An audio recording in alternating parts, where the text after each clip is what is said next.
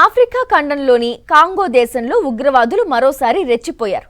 Uganda సరిహద్దుకు సమీపంలో ఉన్న బనానా ఎన్కోల్ గ్రామంపై ఐఎస్కు అనుబంధంగా ఉన్న ఉగ్రవాదులు ఆకస్మికంగా దాడి చేశారు.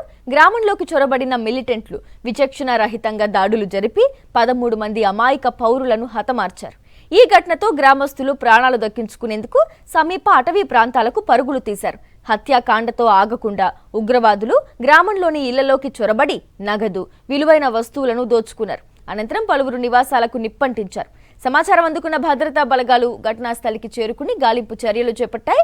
దాడికి పాల్పడిన ఉగ్రవాదుల కోసం అడవుల్లో విస్తృతంగా కూంబింగ్ నిర్వహిస్తున్నట్లు అధికారులు తెలిపారు. తూర్పు కాంగోలో ఐఎస్కు అనుబంధంగా ఉన్న సాయుధ ముఠాల దాడులు గత కొంతకాలంగా పెరుగుతుండటంతో స్థానికుల్లో తీవ్ర భయాందోళనలు నెలకొన్నాయి. మరిన్ని అప్డేట్స్ కోసం ఛానల్ ను సబ్స్క్రైబ్ చేయండి. నోటిఫికేషన్స్ కోసం బెల్ ఐకాన్ పై క్లిక్ చేయండి.